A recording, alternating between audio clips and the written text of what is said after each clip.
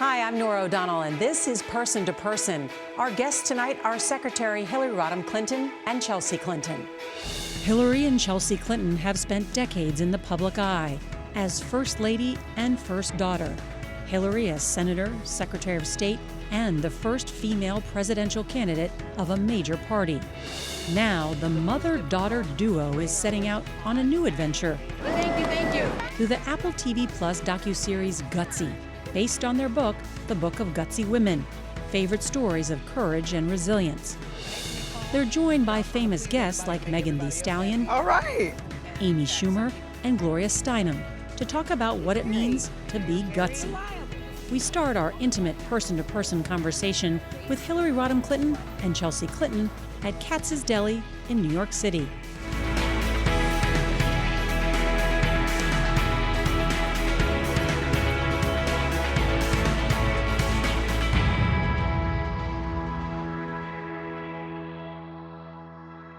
Congratulations on the docuseries. Oh, we are so excited. Norah. What made you want to do this? Well, we had so much fun working on the Book of Gutsy Women together, which really was a labor of love and also like the continuation of a conversation we've been having my whole life. Because while it may now be obvious to moms and hopefully some dads too that women role models are important. When I was a little girl, my mom was so consciously bringing women into my life. And so we just talked about inspiring women, and then we decided to write a book about inspiring gutsy women, and then that was so fun. And then we had the opportunity to make this series, and we said yes, and it just was a great adventure. Like, we'd never done anything like this. Yeah, and exactly. What did you do during COVID? Oh, we made this series. Apple TV Plus series. And it was such a joy because part of the inspiration, in addition to our lifelong conversation, is both Chelsea and I have been out around the country doing different things, and people, especially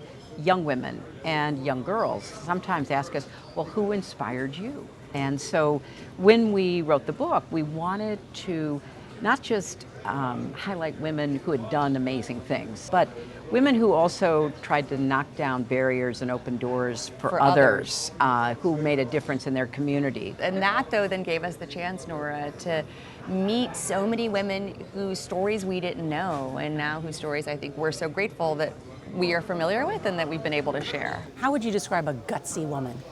I think a gutsy woman is determined to make the most of her own life, but also to try to use whatever skills, talents, persistence that she has to bring others along. And that you can do it in any field or in any area. And so whether that's kind of sports or activism or the arts, it was really important to us that there be a wide spectrum of women who have been hugely gutsy for themselves and for their communities. But do you think people like gutsy women? I think some people like gutsy women. I think some people are afraid and threatened by gutsy women. I think some are put off by gutsy women. So each episode has a theme. Let's start with Gutsy Women Refuse Hate. You said that the women in this episode made you hopeful. Why? I was taken aback when the Apple TV Plus team came and said, you know, we have a woman who used to be a white supremacist, and we think it would be incredible to have you and Chelsea go interview her, because for the last number of years, she's been trying to deprogram others who are into neo-Nazism and really severe nationalism as well as white supremacy. And I thought, whoa, this is going to be interesting. One of the most extraordinary women who herself had gone through this period in her life where she was allied with hate and with those who were practicing hate, and got herself out of it, and then decided she was going to try to help others. I was struck by her explanation about why hateful rhetoric can be so intoxicating. She says in the episode how trauma causes people to view the world as a dangerous and threatening place, and then millions or billions of dollars are spent exploiting those fears. As someone who ran for office, did that resonate with you? It really resonated with me. I think what Shannon so importantly highlighted is that people come to hate and fear, because they go hand in hand, in part because of what's happened to them. And there are a lot of women who have been emotionally abused, who have been rejected by their families because maybe they were gay or trans or whatever the explanation might be. And they then become very vulnerable to, frankly, people who spot that vulnerability, as was the case with Shannon. And exploit it. There seems to be an undercurrent of a message throughout this whole series that you're trying to show women, tell women to be gutsy, to stand up for yourself. Exactly. And focus on and highlight, spotlight women who are doing just that in the face of a lot of hate. Mm-hmm. Well, and also, Norah, with the hope that those women's examples can be inspiring to anyone who might be watching. Men and boys. Men and boys. Yeah, women and girls. But I think also so that people hopefully can see part of their own life, whether their own struggles, their own opportunities in the women's stories that we're sharing, so that they hopefully can then be a little bit closer to feeling like, well, I can be gutsy too. One of the gutsy women that you interview is Megan Thee Stallion. Have you really listened to her music? Yes, yeah. And Ask her, did she really listen to it before the Apple TV Plus series? No. The answer is no, but you did. I did, but my mother did all her homework, Norah. What did you like about her? I liked several things about her. I thought she was unapologetic in the way that she claimed her sexual being. I've gotten back into painting. It makes me calm, and I was trying to please everybody and make everybody else happy. I was losing myself, I felt like. So I just had to remember who I was, and I had to start spending a little bit more time by myself to just, get back into me. And then actually when we interviewed her, she is so together. In the episode where we're doing what we did whatever our subjects wanted to do, and in her case, one of the ways she relaxes is by painting. So we spent a couple of hours painting and talking. What she wants to do is eventually help people have better options as they grow older. So while she's out there rapping, she's also getting an advanced degree in public health and administration. And when she graduated, I saw a picture on Twitter with her in her cap and gown getting her degree. I tweeted, well, good for you. So the multiplicity of any woman's life is something I think to be both recognized and even celebrated. Yeah, we don't think that any woman should just shut up and sing or shut up and play sports, to put it mildly. Well, there's an episode with Amy Schumer. Yes. Where you're sitting having tea, although you're drinking coffee. I am, all the time, all the time. And she talks about how women are supposed to be. Sweet. We want you to be pretty and quiet and effusive and only a supporting cast member. Absolutely. Does that still exist, do you think? Do you think that? Oh, I think it absolutely still exists. And I think that we are living in a moment of intense backlash against not only women, but candidly, like anyone who's not a cisgendered white heterosexual man who believes that we should have and hold and demonstrate and use power. I didn't realize that until I watched your series that child marriage is still legal in 44 states. Yes. It's amazing, isn't Yes, it? Norah. And look where we are right now with the reversal of Roe v. Wade. You have grown people, a lot of men, as well as a few women, saying, what's wrong with a 10-year-old having a baby, or a 12-year-old who's been raped having a baby? It's probably good for her to have that baby. Or a woman my age who has an ectopic pregnancy, and they're like, well, maybe you're going to be the one Out of a billion. Ever in all of human history where maybe that pregnancy will turn into a viable human instead of actually a death sentence. But for many women, this is also the fulfillment of their works, Yes. which is an anti-abortion movement, and they feel like they have succeeded. Well, I am a pro-life choice advocate, and there are different ways to define life. And to have laws that only address one choice, no exceptions for rape, incest, Health of the mother, health of the mother, life of the life of the mother. I mean, that is not pro-life. And so they have adopted this slogan that unfortunately is just not true. How do you think this plays out in the midterm elections? The early evidence, especially with the Kansas vote, is that women whose life experiences have taught us that there are unpredictable events in life, and we need to have autonomy and agency to make the right choices for us, have turned out in big numbers in Kansas and now registering to vote. We're seeing not only women registering to vote in higher percentages, effectively everywhere. You've seen that. And You've we're seen evidence of and that. we're seeing evidence of that. And thankfully, we're seeing fathers also say, like, I wasn't really paying attention to this issue. This is now a really material issue for me because it's going to affect, maybe my wife still, but certainly my children. The other thing I want to add about this, all the people who've been working so hard for so many years to overturn Roe v. Wade, and in many of the states with the most restrictive laws, do not have adequate prenatal care, do not have adequate maternal care. So where is the campaign to ensure universal health care so that every woman who is pregnant is taken care of? Where is the campaign for affordable quality child care? Where's the campaign for paid leave? Those are always overlooked or frankly, opposed. Are you criticizing your own party by saying where's the campaign for that? No. How many times have we put up early childhood and paid leave and Medicaid expansion? But it's states governed by Republican governors and legislatures who have made a decision that they want women who get pregnant to stay pregnant and have a forced birth, but good luck getting health care, good luck getting child care, good luck getting paid leave, you're on your own. You highlight so many women who are unapologetic. Yes. But you can't run for office and be unapologetic. Not yet, no. Now men can be, because we just had a president who never admitted a mistake, who never accepted responsibility. Even as we were having a pandemic, killing thousands of Americans a day at a time. But President Trump says he created the vaccines and he deserves credit for that. Well, you know what? He did. He did launch a program that was very Operation Warp Speed.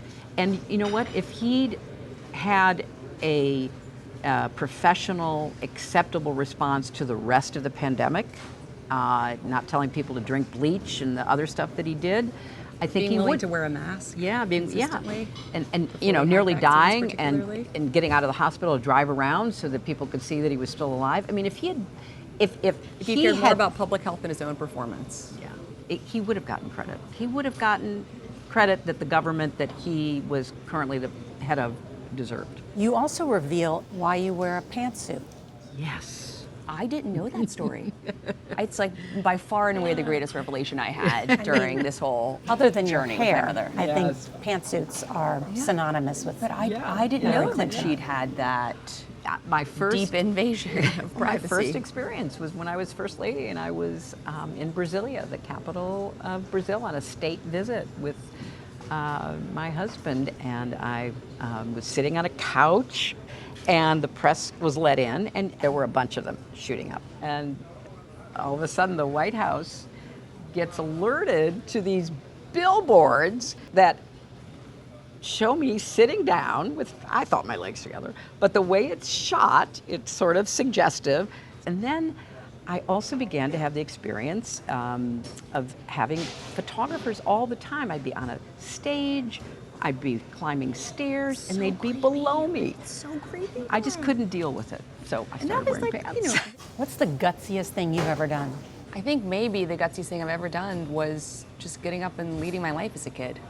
When it wasn't always easy, Nora, whether in Arkansas or in the White House, whether it was the just ongoing daily public scrutiny or the at times intense public scrutiny over our family's life, and just being determined to lead my own life. Because ultimately, I think that's the gutsiest thing any of us can do. Coming up on Person to Person, we sit down with Secretary Clinton, and it may surprise you to hear what she says is the gutsiest thing she's ever done.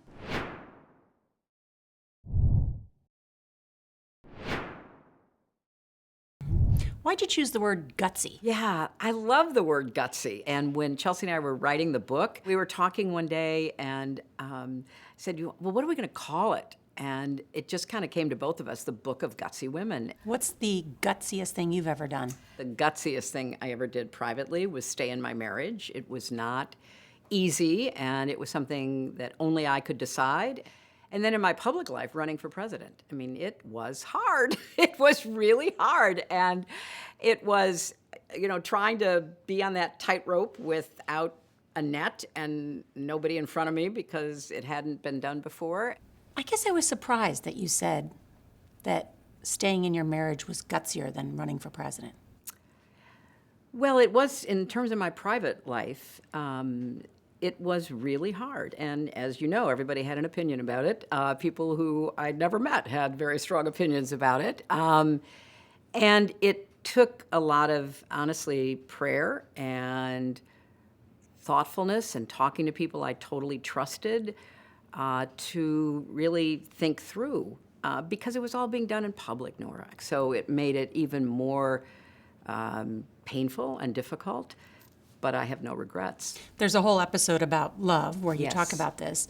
And someone says in it, sometimes it's harder to accept being loved than to give love.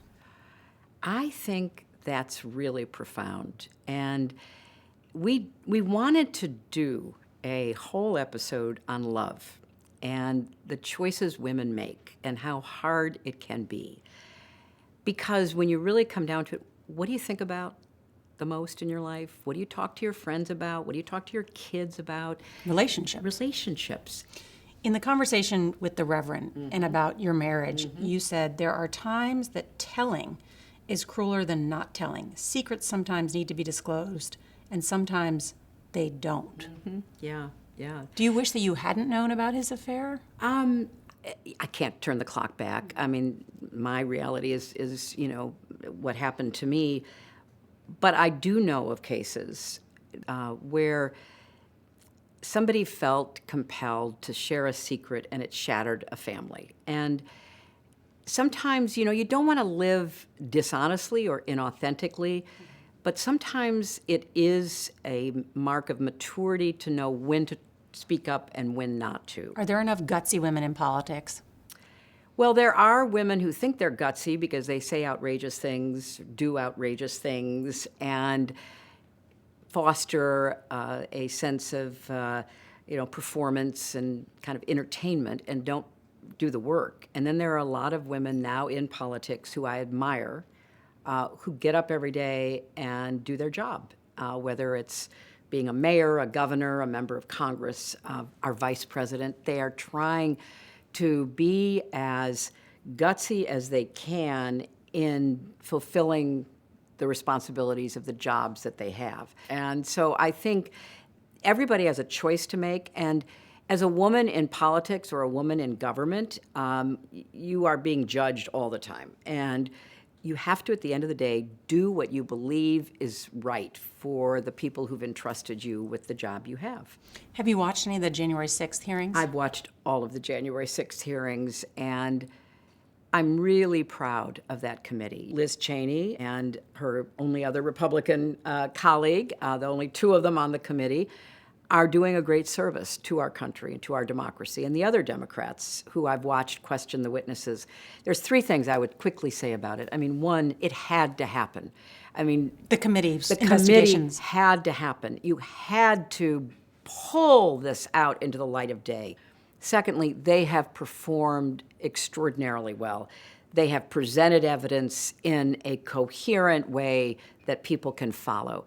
And third, I want to give a real shout out to the witnesses. The most powerful witnesses are people who were in that White House, who did not want to have to testify, did not want to be put on the public stage to say what they knew, but Many came of them forward. have been young women. Young women. And that goes to a point about being a gutsy woman. The couple of young women who have come forward out of the Trump White House, they have been vilified. They had to have known that they were going to be criticized, but I give them enormous credit for speaking the truth and doing the right thing. What's your takeaway about the January 6th committee and Donald Trump's actions? I would not be honest if I didn't say I think there was a seditious conspiracy against the government of the United States, and that's a crime. Led by Donald Trump. Led by Donald Trump, encouraged by Donald Trump. You know, I was the Secretary of State. I spent, many days on airplanes, flying from place to place, encouraging people to have a real democracy. And one of the hallmarks of a real democracy is the peaceful transfer of power.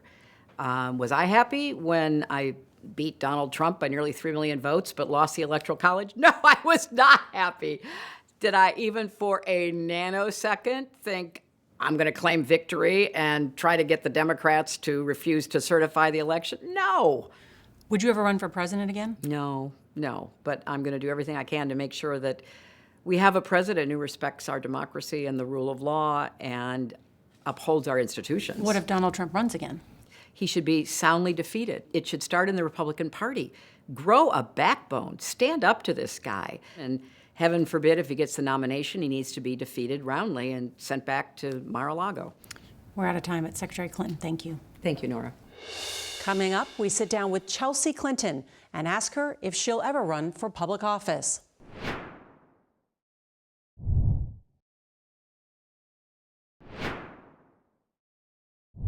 What did you learn from working on this series? I learned so much about the women that we interviewed, and I also learned at least a little bit about my mom and about me. And those were probably the unexpected gifts of working on this series alongside meeting these amazing women. Just learning about my mom from the story she shared earlier of why she wears pantsuits, something I didn't know, to learning, once again, how funny she is, to learning kind of how curious she is and how that curiosity always comes with kindness. So sometimes things I'd known, but found in a deeper sense, and then things I hadn't known. And that made it all the more special an experience. What's the gutsiest thing you think your mom has ever done? Oh gosh, I think the gutsiest thing my mom has ever done was to run for president again. I know that she probably would have given you and may have given you a different answer, but certainly from what I observed, that was the gutsiest thing that I felt like I saw her do. How much of being gutsy is experiencing failure? I think that persevering through failure, so not only experiencing it and being kind of tsunamied by it, but experiencing it, kind of hopefully understanding it, kind of pushing through it, is a part of life. And I think an inevitable part of being gutsy, of having not only the courage of your convictions and your purpose on this planet, but to be able to use that purpose to persevere over the inevitable failures that come all of our way. Do you want your mom to run for office again? I want my mom to do what she wants to do, and I mean that really sincerely, because I think to run for president or city council, school board, state legislature, kind of whatever office you may feel called toward, you have to both want that job and have a vision of what you do with that job. And so if she wouldn't want the job, I don't want her to run again. And if she'd want the job, I'd do everything I could to help elect her. What about you running for office? I don't have any plans to run for office. What do you want people to take away from gutsy women? I want people to take away that there are so many different ways to be gutsy. There are as many ways as there are women in the series, or kind of any and everyone who may watch it or wouldn't watch it.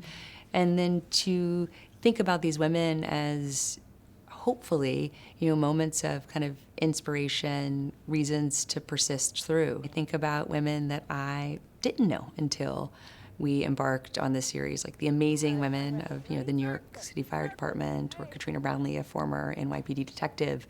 And those stories stay with me and give me courage and hope a little bit more gutsiness. Well, thank you so much for your time. Yeah, thank you, Norah. Thank you.